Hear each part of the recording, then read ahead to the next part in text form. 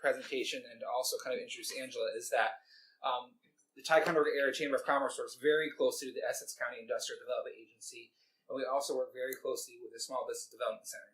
And together we often, that small business development team, provide a ton of resources to our existing businesses, potential new businesses, and hopeful entrepreneurs. So at this time, I will introduce Angela Smith from the SUNY Canton SBDC, located at Clinton Community College. Good job. Good job.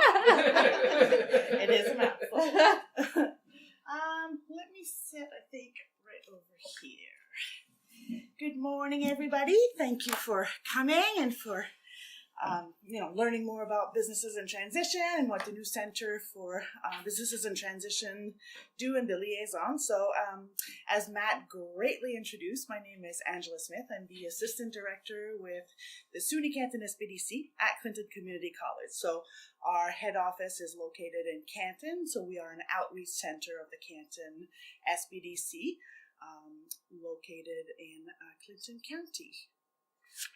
I've been with the SBDC for about 7 years, about 2 years now in my role as assistant director / interim director for a period.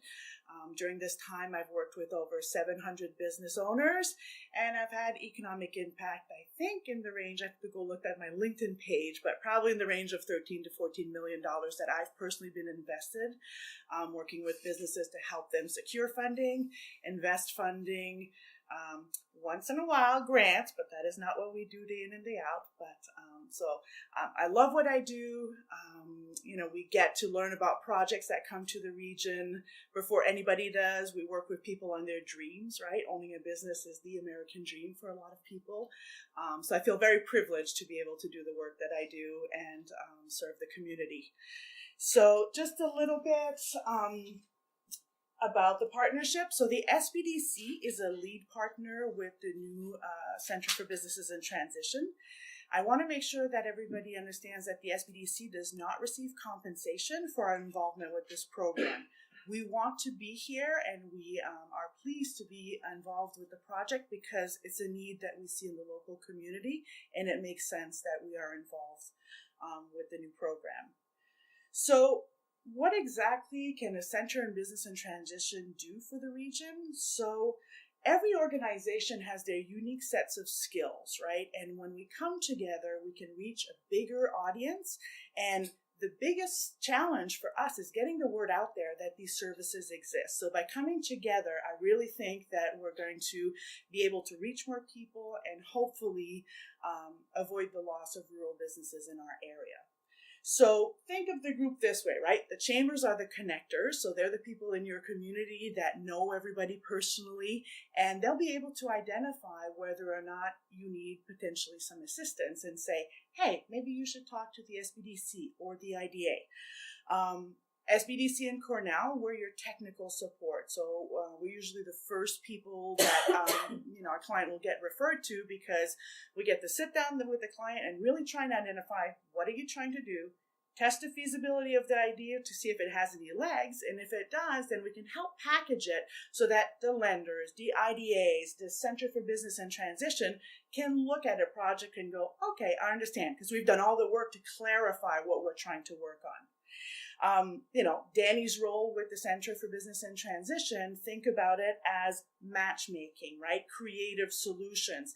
I can't do matchmaking at the SBDC, but it's amazing to have this resources where if I'm working with a client and the traditional route of selling a business is a struggle, or maybe we do an evaluation and there's really not a standard way to sell this business, then I can turn to the group and see if maybe we put our heads together, what other solutions can we offer the business owner? And last but not least, as we were just talking about, the IDAs of the world, they are gap lenders, but they sometimes will help projects happen, right?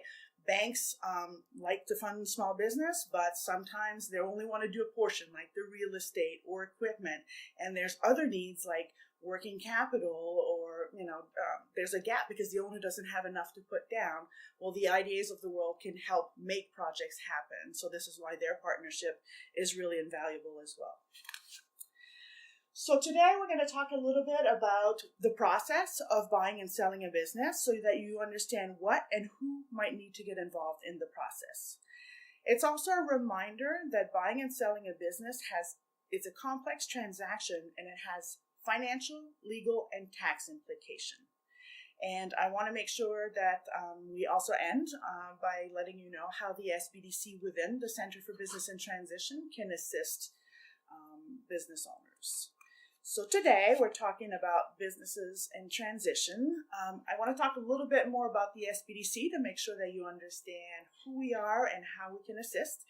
So the SBDC in Clinton County has been around since 1984. We are a non-for-profit educational group. We receive funding from the federal government through the SBA, funding through New York State, and we're always affiliated with a university. So our host university is SUNY Canton. There's over 22 SBDC centers in New York State and many other outreach centers, and we're a national organization. There's over 1,000 centers nationwide, SBDCs, and we have some in Spain now and Mexico, so we're growing, outside of the country as well. All of the SBDC counselors have previous small business experience or finance or management experience. So those are some of the hiring requirements, in and above education, of course. We undergo ongoing professional development constantly. So we're always trying to be, at the peak of what's going on in the industry. The wonderful news about being part of a network is that if I don't have an area of expertise, like for example, someone comes to me and wants to launch a new app, that's not what I do, right? The apps technology, it might not be my bag of tricks, but I know an advisor who does that in another center, so I can reach out to them to kind of draw their knowledge and bring them in. A lot of people think that the SBDC only works with new businesses, but we work with both new and existing. About 30% of our clients are existing businesses. Some of them have been with us for over 30 years. We help them start the business. They come back when they need to expand, and maybe now they're getting ready to sell or transition their business. So we work with a business at every life stage that they're going through. Pretty much whatever you want to do, come and see us. We're happy to sit down. Sometimes it's just to bounce ideas off of us, give feedback, and sometimes we roll up our sleeve and dig into the financials. But it's whatever the business owner or the aspiring business owner wants to achieve. We'll sit down and try and figure out next steps with them. Our area of service, we serve 6 counties. If you count our Canton office, that's 7, as they oversee Franklin. So we're a small office, basically from the Canadian border all the way down to Lake George. Our core services are one-on-one small business counseling, business training seminars like we do today. We do about a dozen of those a year on different topics. Education is a big piece of what we do. And we also have, we offer research assistance. So we're very lucky. We have 4 librarians down in Albany that do research. That's all they do for us for the 22 centers. So if I need demographic data, industry trends for coffee shops, motels, whatever it is, sample contracts, right? So as we're talking about buying and selling a business, legal documents come into play. We're not allowed to give legal advice, but I can provide information and samples of potentially what a document would look like. So that's how we would utilize our research center.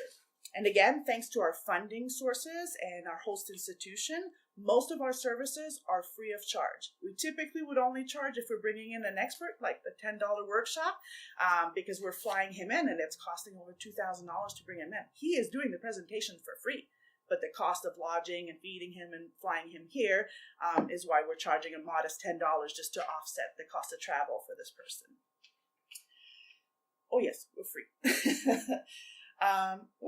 Let's get a slide. So 80% of our time is spent one-on-one with clients, kind of working on developing business plans, providing information on legal and regulatory, testing the feasibility of ideas, right? Looking at financial, crunching some numbers. Do they work? Do they not work? Loan packaging, right? Because that's a big piece, getting ready for the bank. They need financial projections, typically 3 years. They want to see a business plan. So this is a lot of the stuff that we do day in and day out.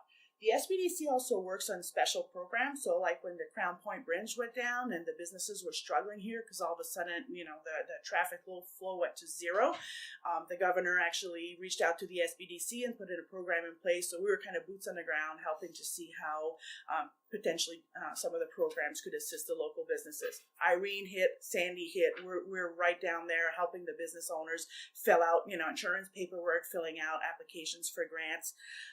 We help certify women and minority-owned businesses because in New York State, 30% of all money, state money, which is millions of dollars, must be spent through minority and women-owned businesses.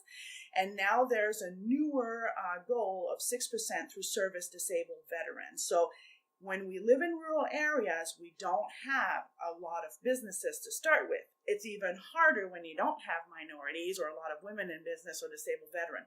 So there's a big push in the North Country to certify businesses because otherwise contracts that were being done locally might get pushed out because they have to satisfy some of these goals. So a couple months ago, I had the privilege of working with Riley Ford, who I can talk about because they signed a release, but they became the first woman-owned car dealership in New York State. And we had quite a big celebration on social media. Their post went viral, and it's been very good for their business. But the great news is now government agencies and companies that receive state funding now have a place to go where they potentially can buy and lease vehicles, where prior they had to go outside of the area. So last year alone, between Canton and our office, we served 811 businesses, helping them to invest over $20 million in the local economy and help create or save 309 jobs.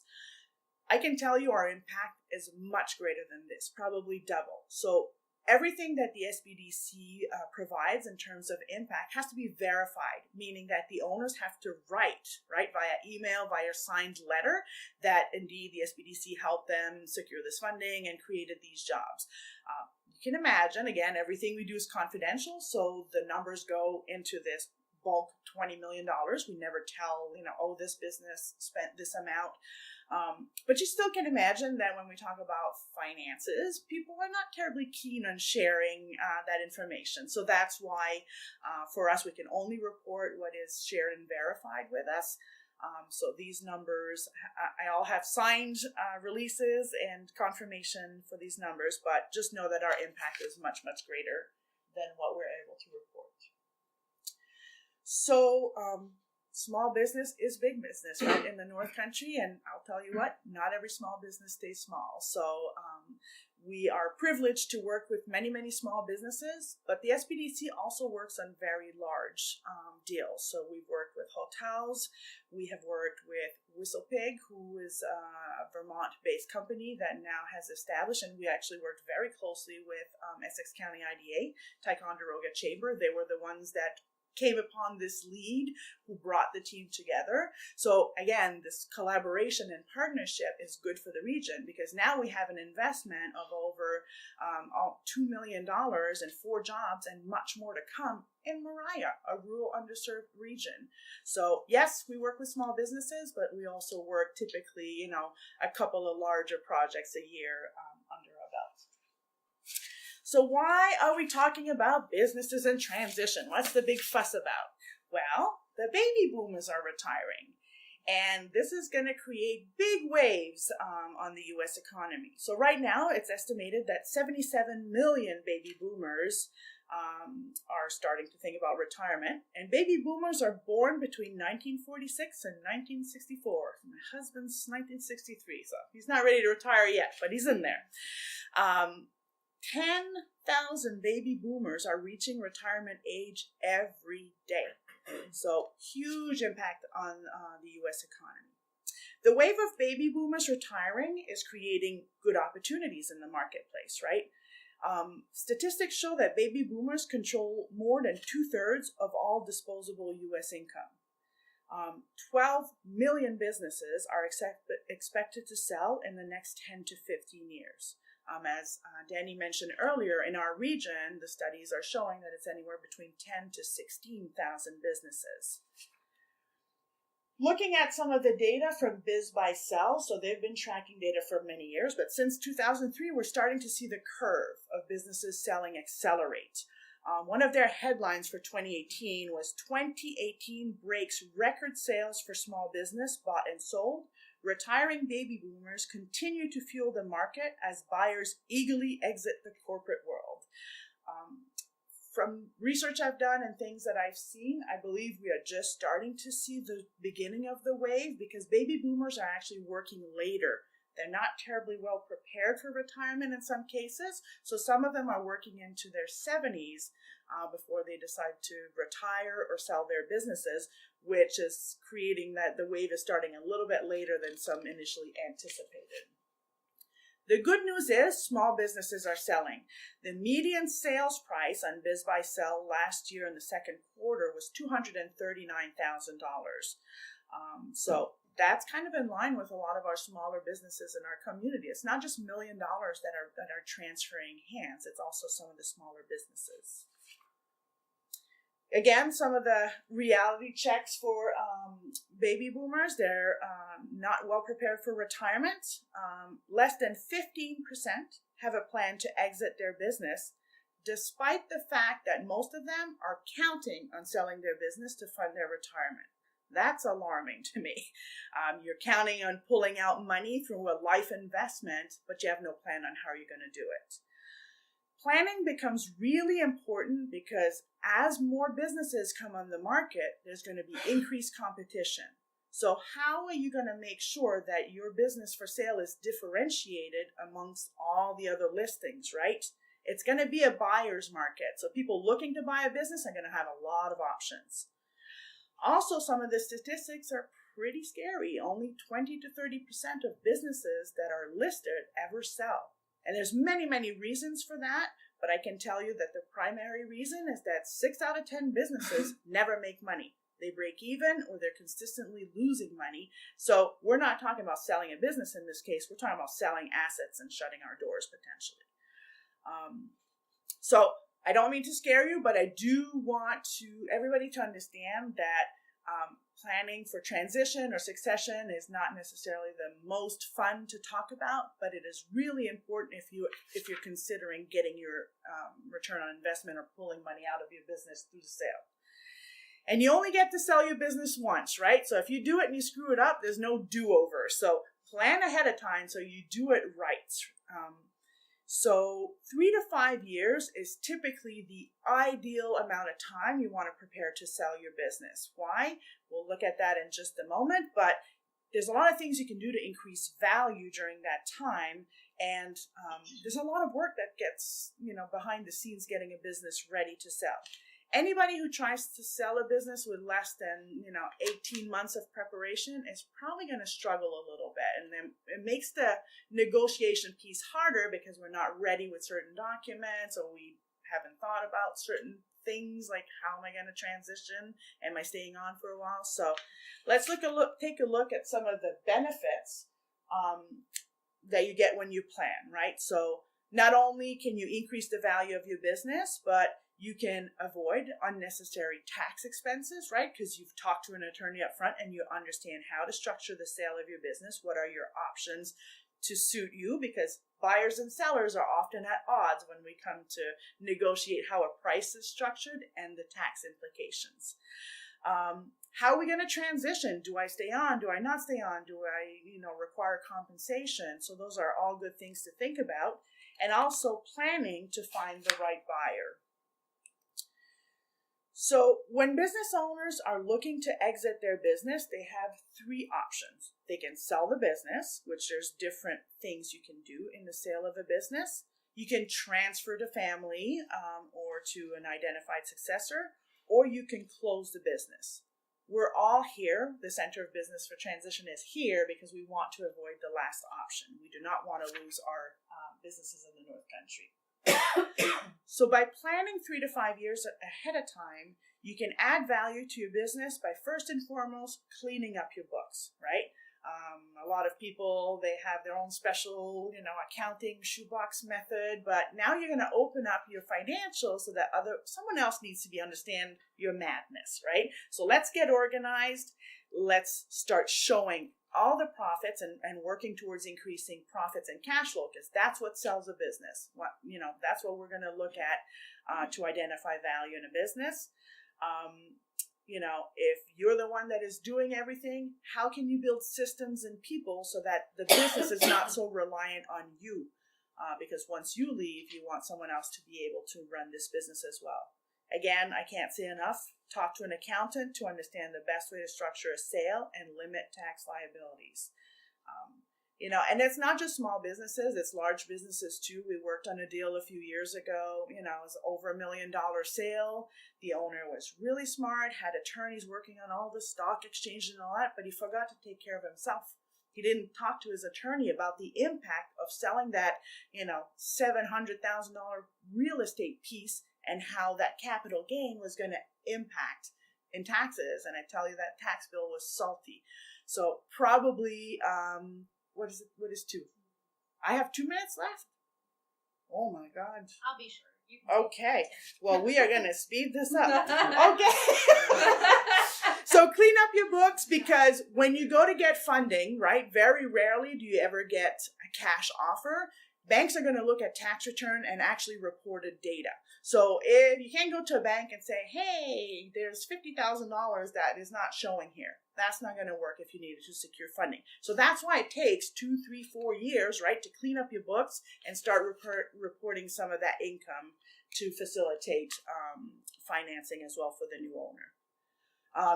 Advantages to buying an existing business is that typically businesses that are older than 3 years old are less risky, easier to finance, all the resources are in place, and typically you're able to draw a salary, right? If you're starting a new business, sometimes the startup curve is long and you're putting money into this business to get it going. So buying an existing business, there's a lot of really great reasons to look at that if you're considering business ownership, starting new versus buying existing. There's also some downsides in the sense that do you really know why a business is for sale? As I mentioned, 6 out of 10 businesses don't really make money, so maybe there's really nothing there to buy. Sometimes business owners burn out and they just want to dump the business, right? So it's really important that as a new buyer, you do your due diligence and you look and you go and take a look at the financials, go on the property. So there's a lot of things to do to validate that this is a good investment for you. Selling a business will take time, and it's a series of steps, right? And sometimes when it's a small business, we tend to want to skip steps, and that's not necessarily a good idea because typically it comes back to haunt us after the sale is done. Like I think we were talking with Tremblay's greenhouse where, we really didn't discuss who owns the equipment. Well, it seemed like they have an amicable relationship and they can talk about it, but maybe in other instances it would be a harder conversation to have. So there's things that need to be hashed out in the proper order. And another thing to think about, right, is securing the funding piece. It's not like getting a mortgage. It's going to be a lot more complicated, and especially if the bank only wants to do a portion. We've worked on projects where it's taken over 2 years to secure 4 different funding partners to come to the table to make a deal happen. So again, when we plan, we can shorten those things. Transition team, we talked about it. The panel gave us some great tips on how to work with your accountant, your attorney. Brokers, a really good experienced broker is invaluable. Yes, they cost money, but again, as someone mentioned, it's a return on investment. You spend thousands of dollars up front to potentially saving many thousands of dollars on the back end. Penny wise, pound foolish, I think is the English expression. And of course, there are no cost options like the Center for Business and Transition, SBDCs, chambers. Talk to your family members. They can be, give you good wisdom as well. Sales transaction can fail at any point, and 95% of it is due to poor communication, right? So when you work with an SBDC, a realtor, we can help be intermediaries and kind of, it's a highly emotional negotiation, right? A business owner built, this business for their life.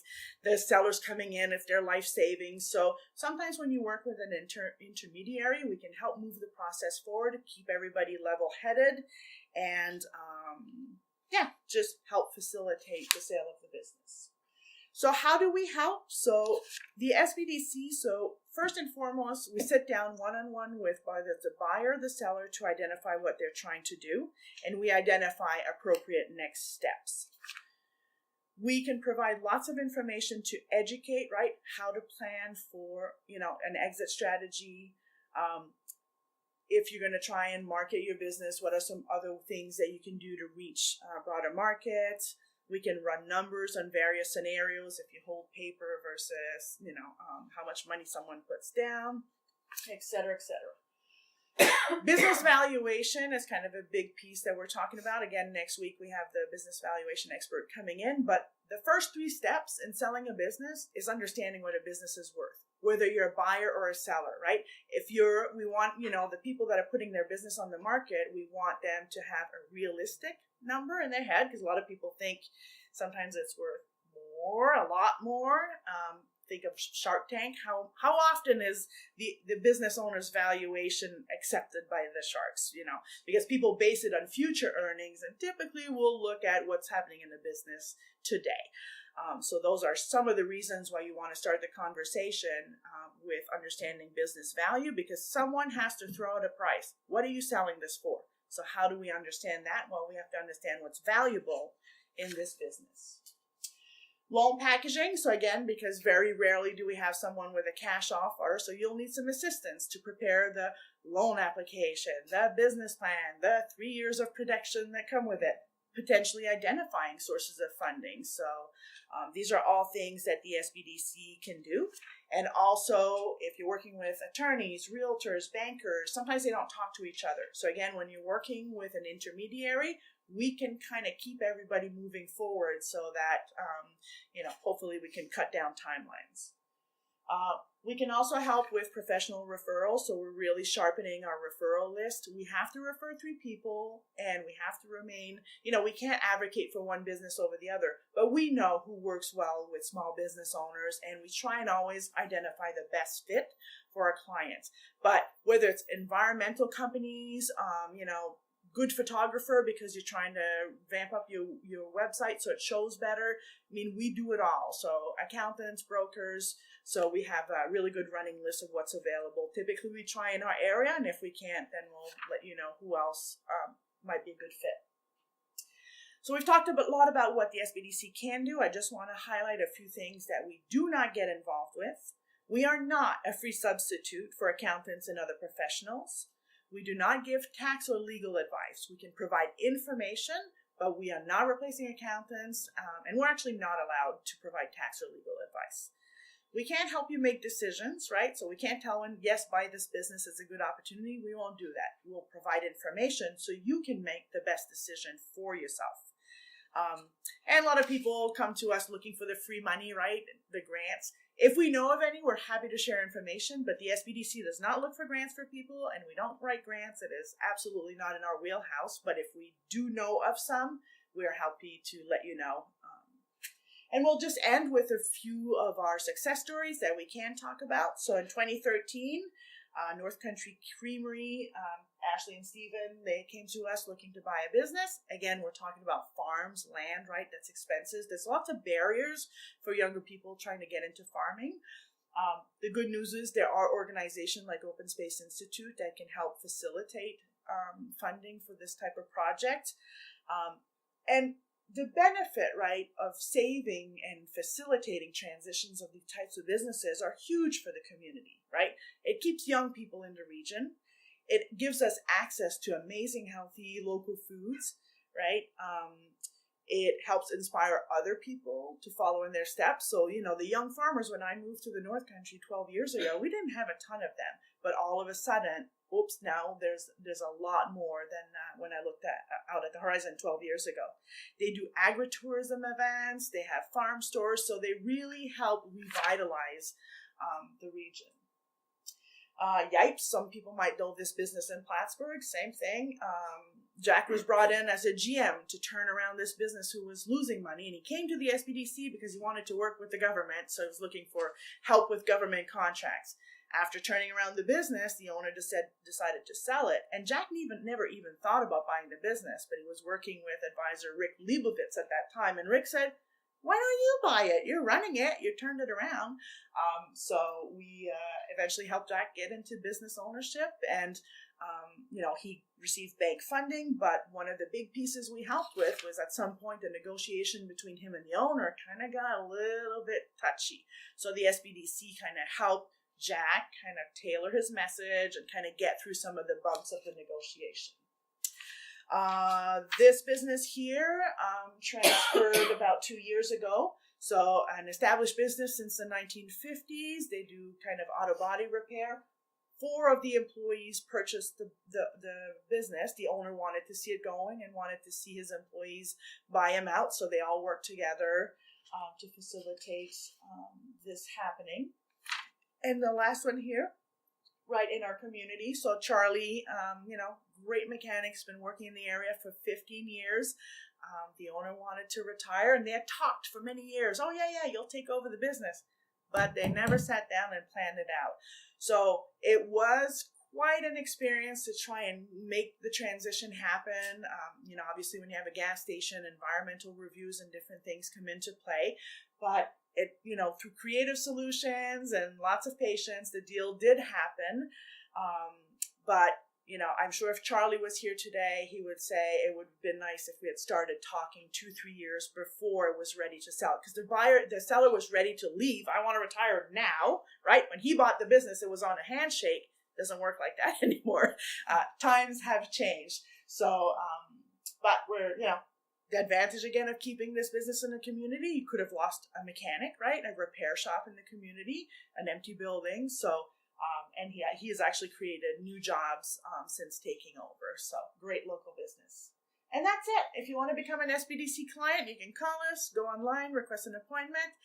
You're assigned an advisor. Buyers and seller are assigned different advisors because we want to maintain confidentiality, and whoever we're working with, we're going to advocate for.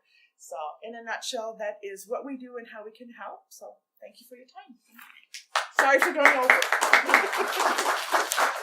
You don't mind. It was good information. So thank you so much. Let me. Oh yeah, it's free. Thanks for remembering. So, what's been really great about this morning, I think, is we've had this opportunity to sort of hear about stories in our communities and how people are going through this from both anecdotal and just the personal experience perspective, learning about some free resources and recognizing that along the way, there are going to be some services that we need to pay for in order to transition our business, like accountants and lawyers and things like that. The Center for Business Transition, obviously, we are not accountants, lawyers, real estate agents, or brokers. Same thing with the SBDC. So we thought it might be useful to bring in someone who is one of those people to talk a little bit more about the nuts and bolts about financing and how to develop your exit plan with some sort of more in the weeds kind of stuff. So we've brought in John Zakari today. We're excited. He's visiting us from Rochester. He's with Merrill Lynch and has worked with a number of entrepreneurs and businesses in developing their exit strategies and making an exit plan. Certainly, this is not a commercial for Merrill Lynch, but he does work for Merrill Lynch. If you want, there's a number of different opportunities and individuals throughout our region who can provide these kind of services for you. But he's been willing to share some of his time and expertise and experience with us today. And so we really appreciate you being here. Thank you so much, John. And I will hand over the clicker. Right. Yeah. So just that's the little button on this side for you. This is serious now. I've got the clicker. You're driving. All right. Well, good morning, everybody. Thank you for having me here in Ticonderoga, New York. Very happy to be here. As Danny mentioned, my name is John Zakari. I'm a certified financial planner with Merrill Lynch in Rochester, New York.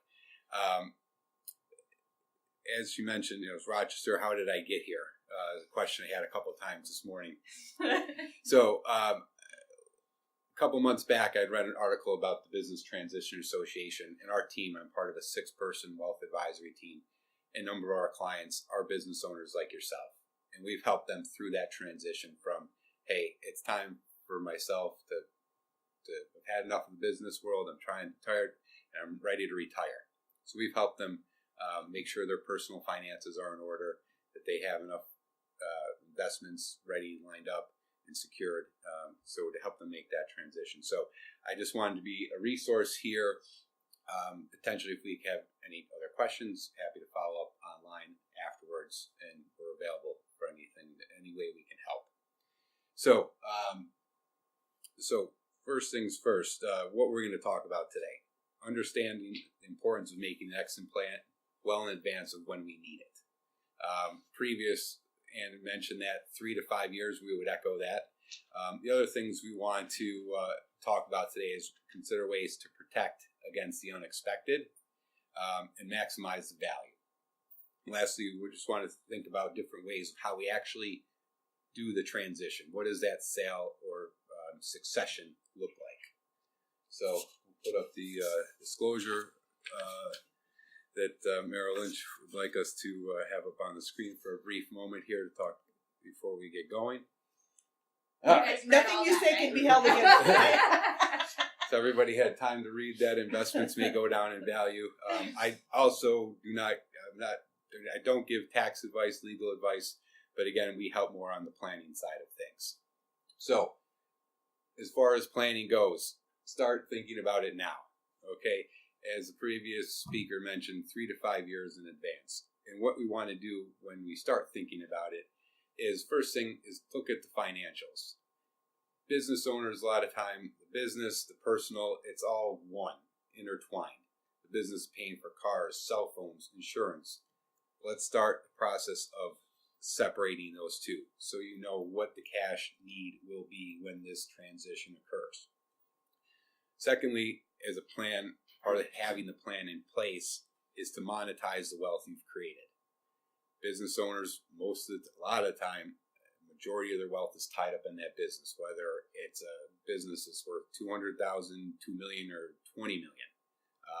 From our standpoint, we've seen the gamut where I've seen a gentleman sell his business for $200 million, and the day before he had just the cash flow of the business to his name.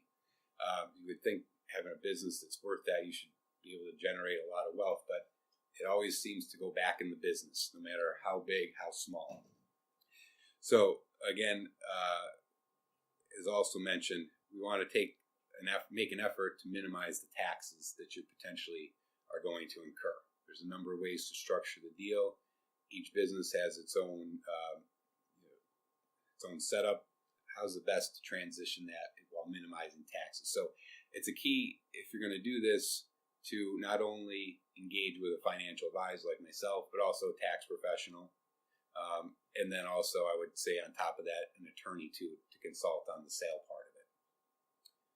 So as we see here, there's a quick statistic here. 33% of businesses have a documented plan in place. From a personal, standpoint, in my previous life, I worked in a family business, and it seemed that every other year, there was a buyer, a potential buyer would come around and express some serious interest. Even though the business wasn't for sale, hey, maybe we have to take a look. So every other year, it seemed like you're wondering, is this the year? Is this the year that it's going to happen? So as someone who was not the owner, but more on the employee level, it creates a big distraction.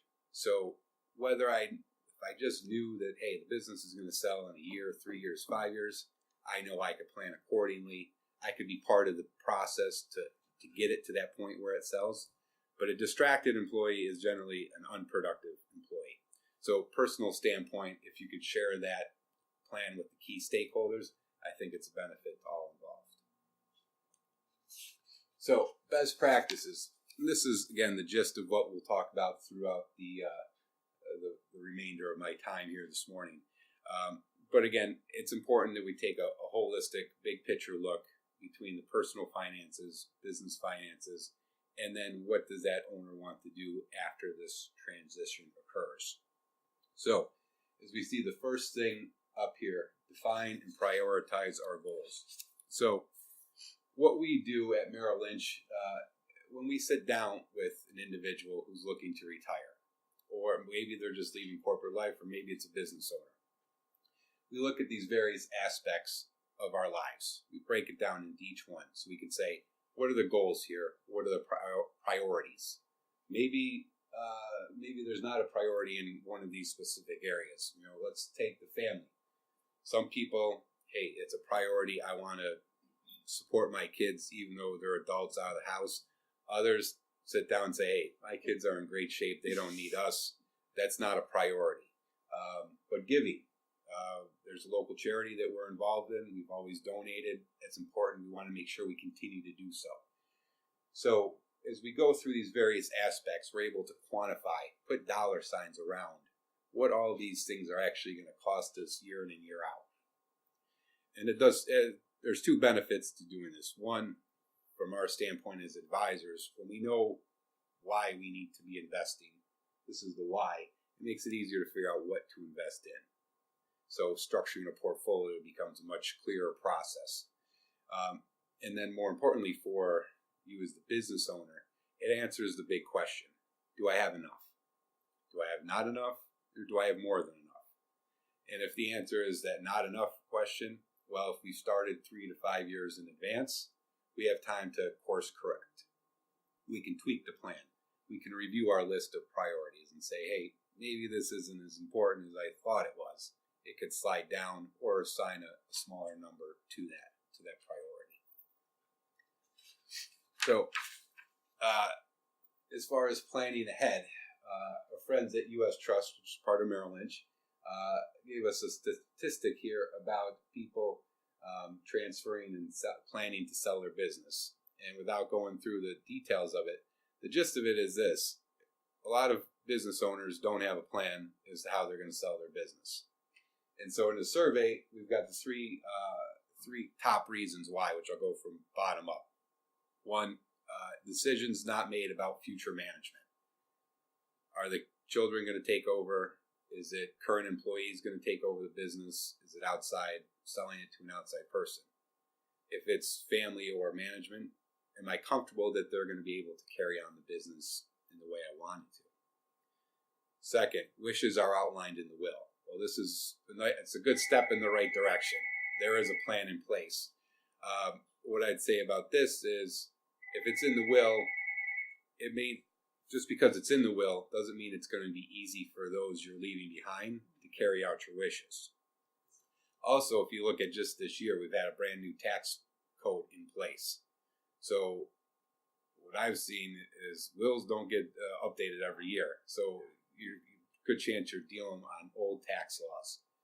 So is that the most efficient way to be doing this for yourself, for your estate, for your family, heirs? And then lastly, no intention of retiring anytime soon. That's great, but it also, you have to hope that business stays good, health stays good. I had a situation personally last month. My father-in-law has been in business for 31 years. The business next door to him catches fire, and now he's out of business. Hopefully temporarily, but nonetheless, after 31 years and being in his 70s, has to make a decision. No doing of his own. The business next door. So we've all been around and know that literally anything could happen at any time, and hope is generally not a plan. So to just think I'm not going to do it anytime soon ignores the fact that at some point you may want to, you may need to. So number 1 and 2 bring up the point of contingency planning for the worst. So we'll go through just first quick case study here is an example. Now the numbers on this situation are large, and maybe they don't apply to everybody, but the underlying principles do apply to, I believe, any size business. So in this situation, 3 siblings inherit a car dealership, expand it to a large value, $50 million. 1 sibling unexpectedly dies, leaves a $6 million estate tax bill to the other 2 siblings, his partners. Now, say, well, $6 million, that's, who has to deal with this issue? But again, their issue is an estate tax bill.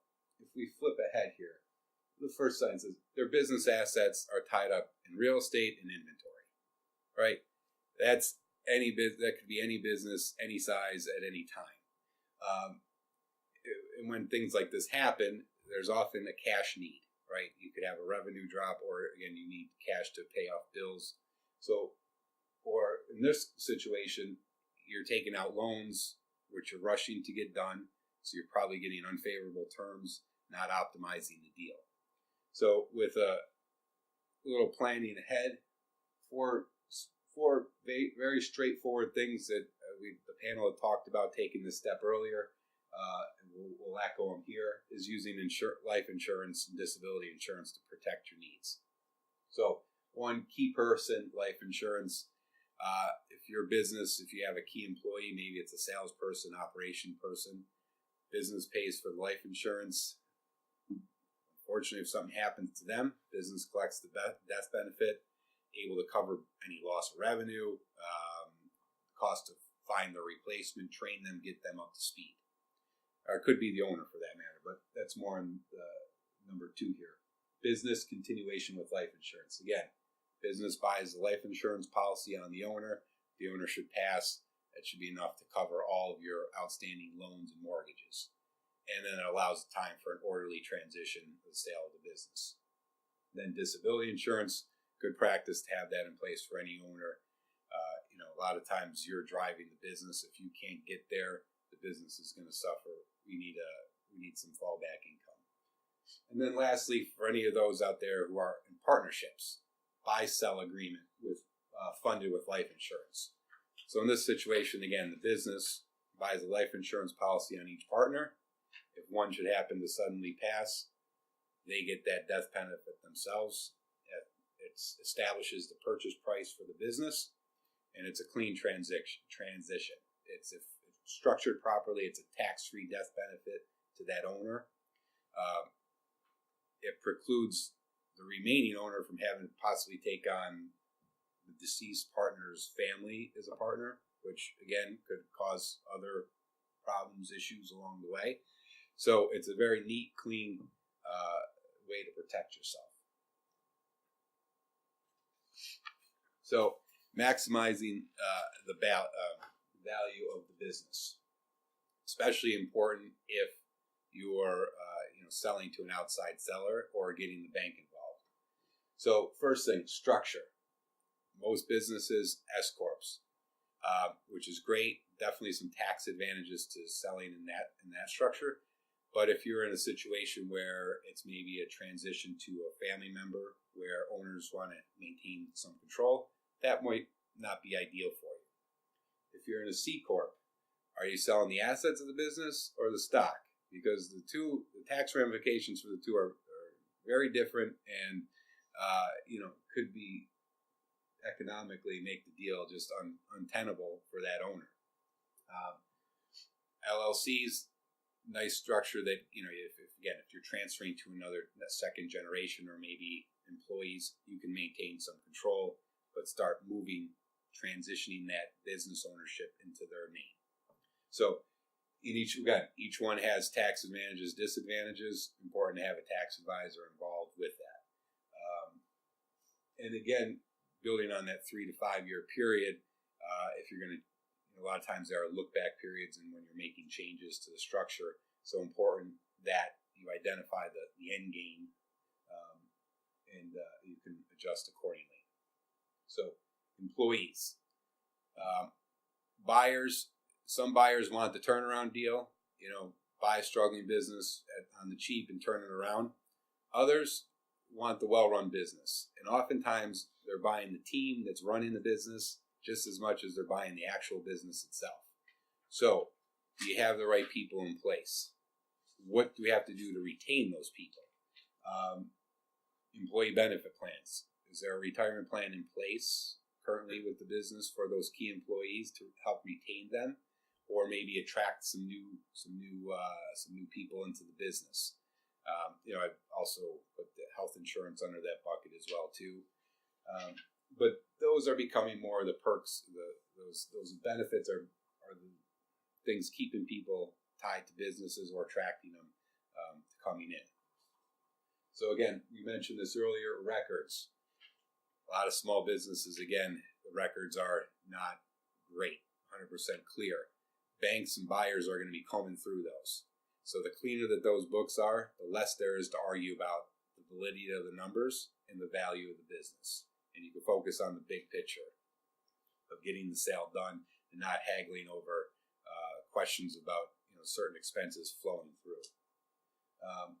Operations, again, does it make sense to bring in an outside consultant, someone in your industry that's maybe done some turnaround stuff, to get a fresh set of eyes on the business, to say, hey, we're making X this year, I need Y to retire. We gotta bump up the income on this business so I can get what I need to retire. That's a potential issue. Family issues. This is something that I think you need to, again, I think it got mentioned earlier, address this head on and early. If you don't think maybe a child is ready for that transition, maybe they need some just more coaching along the way, or maybe they need somebody to be brought in instead of them. It's a tough conversation, not easy, not fun, but definitely a necessity to have early on. With the assets, again, what it says, just make sure that those are updated and all the titles are correct, especially your cost basis on them. As they get sold, you want to have nice, clean tax records. And then lastly, transitions strategies, which is what we're going to talk about right now. So is it succession, meaning passing within the family, or are we selling it to employees or an outside buyer? So let's start with the potential solutions for selling to the family members. First thing up here says a grantor retained annuity trust. So sometimes you can use trust in structuring the sales of your business. Typically, you see that when estate taxes are going to be an issue. Real simple on this grantor retained trust. The owner of the business puts the business in a trust. The beneficiaries are maybe the kids. They pays them over the course of a period of time. After the period's over, kids take the business. It's out of the original owner's name. He's collected some income along the way, and it's done very easily. There's some protection along the way. Again, to get it out of their estate is generally the reason why you do that. Family limited partnership. Again, very flexible structure for the company. Particularly key if the owners want to maintain some control or income in there. With that, you can, again, gift or sell the shares in the business to that next generation but still maintain control. If you're not quite ready to make the transition, or you want to see how they'll do operating that business over a period of a couple of years, say. And then installment sale, which I'd say is probably the most common that we see in the family situation. So the benefit here is from the tax side, if you have a gain in that business, you can spread it out over a number of years. Every payment that you receive, every monthly payment you receive, part of it's your return of your principal, tax-free. Some of it's your profit on the sale of the business, and some's interest on that loan that you're carrying for the business. Loan being ordinary income, but the gain, potentially capital gains at a better tax rate. So we see that a lot. Two kind of offshoots of that too. You can structure it so that note would cancel itself out if the original owner should pass away. So let's say you're in your 80s, you finally sell your business to your kids. If I pass, then we're done with the note. Or vice versa, you could set up what's called a private annuity, where based on your life expectancy, you're going to get payments until the day you pass away. The kids may end up paying more for the business than originally expected, based if you live a long life. If for some reason you don't, they're gonna get a little bit of a deal. But definitely, very common and effective way to do it interfamily. And then leverage recapitalization. That's simply next generation's going to the bank, borrowing money, and buying out those owners. They want to get out. Here's their money. They walk away. Again, negative there is taxes. If you have a big gain on that business, the seller is going to incur that all in 1 year. May or may not work for them, but it's certainly an option. So next, again, we'll do a small little case study here if we want to sell to employees of the company. Situation here, Walter Carson, ready to retire. He sells personal watercraft to the military. He has 3 key employees, 3 engineers that have helped run the business for a number of years. So what Walter's done is created an ESOP, Employee Stock Option or Stock Ownership Plan, where he puts his shares of the company into the plan, and through the course of maybe salary deferrals or the company contributing on behalf of the employees, they're buying Walter's stock on a regular basis. Excuse me. So over time, Walter's able to sell his shares to the employees. Those 3 main engineers are the new management team, but each employee could potentially have an ownership stake in the business. So, and the other thing that they could do is potentially the business can borrow money to buy Walter's shares too, and do it within this stock ownership plan, which has some other tax advantages to doing it as well too. So again, nice structure if you want to keep that within to reward the people that have helped build the business. Negative though, it is a little expensive to set up and maintain from a legal standpoint. So other potential solutions, again, some of these are a little bit of reiteration, but if you were to look outside of your organization to an unaffiliated buyer, a buy-sell agreement, that's maybe more with the with an employee wanting to purchase from the current owner. You could still do an installment sale, hold the paper, as similar to what we heard earlier, with maybe a lease involved. Leverage recapitalization, same thing. Someone borrow money to buy you out. And then lastly, a management buyout, where maybe you have a key person that goes out and raises the money to buy you out. And whoever's putting up the money, maybe they take a bigger cut of the business than your manager, but at the same time, you as the owner are all of your shares are purchased and you're out of the business free and clear. Excuse me. So, what comes next? Taylor's strategy to... Oh, thank you so much. As we talked about here today, if you have a plan in place, it can help you prioritize your goals, any concerns you might have. Allocate resources so you're in a good position at retirement. Your advisor, or whoever that may be, can help coordinate with those other trusted advisors, the attorney, the CPA, maybe business brokers. So then I also think it's important you review this plan on a regular basis. As we mentioned this year, tax codes change. So are we still positioned properly to hit those goals that we want to on this transition? So it's very important, again, periodically review. Makes you basically to help make sure you have a safe, secure, comfortable retirement as a business owner when you make this transition.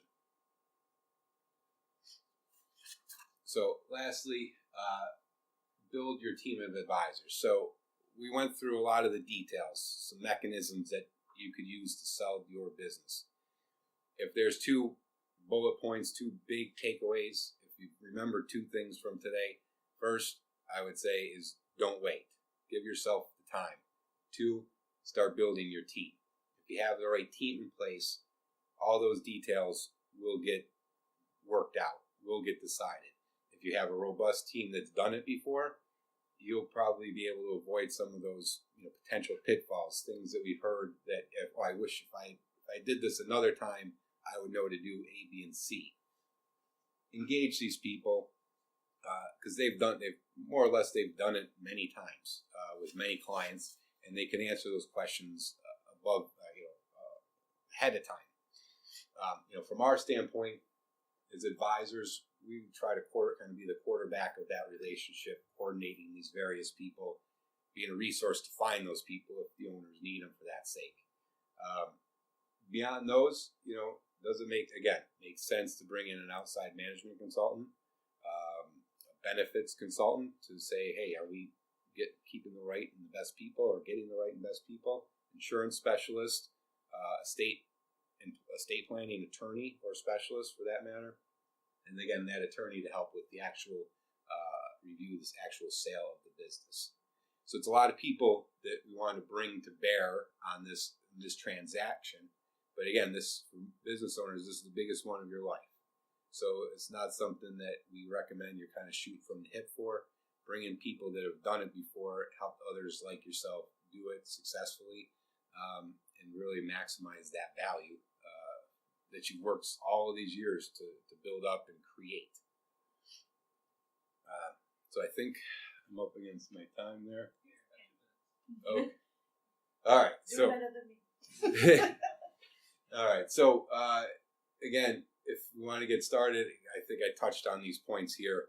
Start engaging that team to help build that plan. If you have the team in place, the plan will come.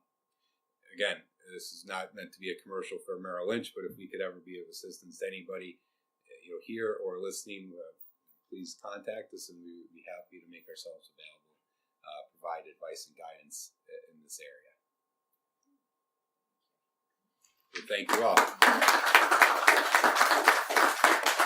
Does anyone have any questions for John before we move on? No. Setting up the ESOPs, when you say expensive, did you throw a dollar amount out? It varies, but... Yeah, it varies on size, but I think kind of the going number that I've seen is expected on 40,000. So that's prohibitive for many businesses. So if there's a way you can structure it, again, if it's a smaller business and hey, the goal is to get it to those employees that are currently there, then maybe it just makes sense to go with that installment sale option. So, Thank you so much. Thanks for being here. Thank you for having me. And if you, so the SBDC is able to, like Angela was saying before, give out 3 or more referrals for financial advisors in our area, and you can reach out to us as well. We can reach out to our liaisons to find financial advisors if that's something that you need in your particular area. So I get to do this fun thing. I promise to be quick. I know you've all been sitting for a long time, and we really appreciate that. But I get to tell you a little bit about some of the businesses that are in our area, how they're transitioning, what they're looking to do, and just sort of throw it out there so folks can think about it and share it with their networks or anyone that might be interested. And I like to start with this as an example, because the Center for Business and Transition is about talking to people about their stories and transitioning their business in whatever way, shape, or form that is meaningful to them. And sometimes that doesn't mean a huge financial success. So Manat Woodworks, this is outside of Potsdam in St. Lawrence County. This gentleman has been doing this for years and years. He is hand restoring antique furniture. He does this wicking, he does caning, he hand mixes his own stains. This is his little workshop. His workshop has no electricity, right? So he is looking for someone to take over as a journeyman, learn his artisan craft, learn how to work with their hands in the way that he's learned over all of these years under master woodworkers throughout Europe. He's trained with a bunch of different people, and he really wants to hand this over to someone else who loves this and takes over those skills and just wants to learn it. It's not going to make you a bunch of money, but he doesn't have any kids. He wants somebody else to learn this craft. He wants somebody to take over the business. He wants to see it continue to survive. So it's just a great example of, sometimes it's not about building your business up to make sure that you can sell it for the most amount possible. It's a number of people in our area are really just looking to keep their legacy going. This is Denise Hendren from Moontree Designs. This is a great example of a business in our area that's been going for over, I think, 27 years. It's publicly for sale, and she is looking to be able to sell it outright. But this is an example, sometimes you'd be buying the business and not the real estate. So this is a business that you would be buying the business itself, all of the inventory, the name, but you would still have to lease the space. So that's kind of a different example of a transition that you might want to think about. I always like to utilize this slide to just reiterate that we are not real estate agents or business brokers. I've not looked at her books. She says it's thriving. They have a lot of great customers. They've been there for a lot of years, but you would need to do that due diligence yourself about whether or not this is a good financial option for you by building that team of players, by talking to the SBDC, by utilizing the resources available here to see if it's good for you.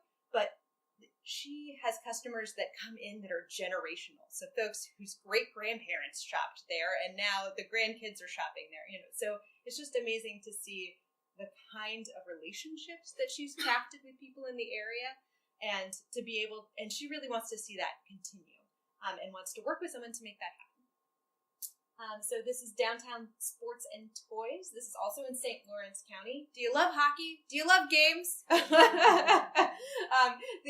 This gentleman, he had started this business, and he really wants somebody to come in and take it over. He's been doing it for 8 years. It was out of his love for sports memorabilia, but he does well. But he wants more time to spend with his grandkids playing with the toys instead of selling them. So, this is Judy from Garnet Studio.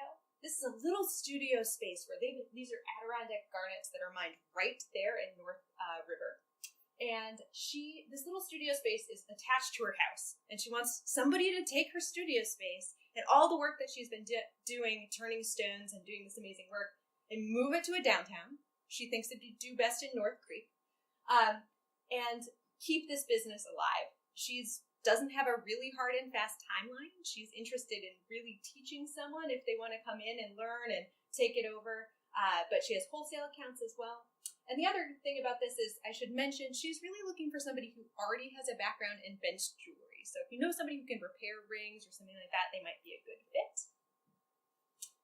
Home-based businesses. We do have a few transitioning home-based businesses, including Adirondack Soy Candles. This business she does most of her business at craft shows, but she does do wholesale shows as well, or so does have wholesale accounts as well.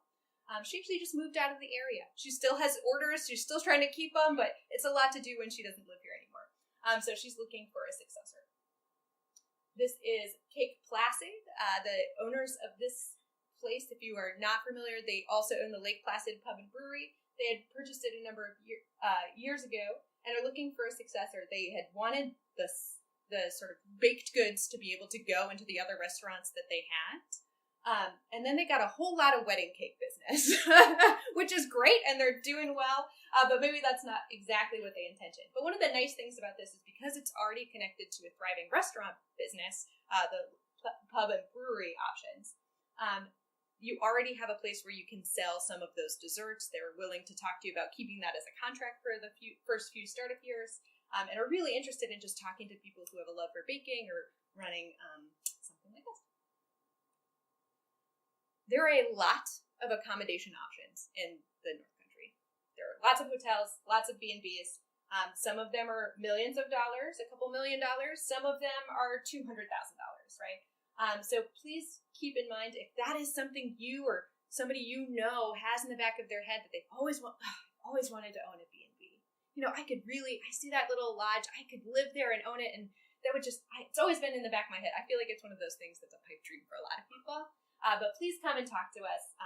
There's a lot of things that are publicly for sale. We can talk to you about real estate agents who have listings for them. We can connect you with some of the folks who are looking to put them publicly on the market, and we're looking forward to having conversations about how we can do that. The Messina Lakeview is up there. We've got Squawbrook Hotel in Indian Lake, and Goose Pond Inn, that's down in the North Creek area, but there's a lot of them.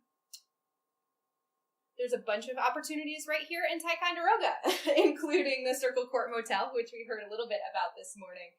Also the Wagon Wheel Restaurant, Eddie's Restaurant, and more.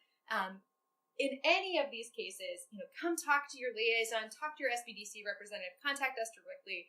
If there's something you're interested in doing, talk to us. There's a lot of folks who have come to us that are entrepreneurs as well, that mid-career professionals just don't know exactly what they want to do in the next step, and want to just talk about their options, see what's available. Because like I said before, there might be some things that are not as publicly for sale that are available in our area, like an outdoor recreation and guide business, a commercial cleaning company, a franchised appliance store, a geothermal installation business, a furniture store, an optometrist office. We got lots coming in the door. And a lot of our liaisons throughout the region are talking to these folks every day and identifying these opportunities.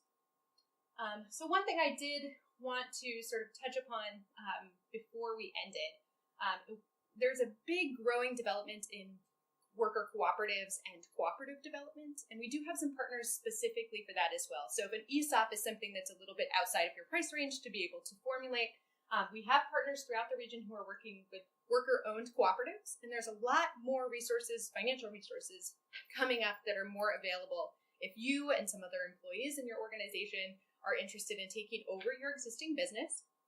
And there some folks that we're working with include the Cooperative Development Institute, and again, the SBDC, but there's a specific representative in our area who works with cooperatives and is really an expert. He's doing a great job. So these folks can really help, and this is a great way to be able to sort of transfer your business, to share wealth with the employees, the people who have helped you to create your business and make it more equitable for everyone in your community. So if you have questions about that, let us know. For more information, you can reach out to us at any of these places. So I just put, for today's workshop, I put our information up, Ticonderoga Chamber and the SBDCs as well. But please check out our website at adirondack.org/businesses-in-transitions. We need to make that shorter. And please connect with any of our representatives or talk to us about, thoughts that you have or ways that we can make this better. We welcome any of your feedback. And thank you so much to the Ticonderoga Area Chamber of Commerce today for hosting us and being such gracious hosts for this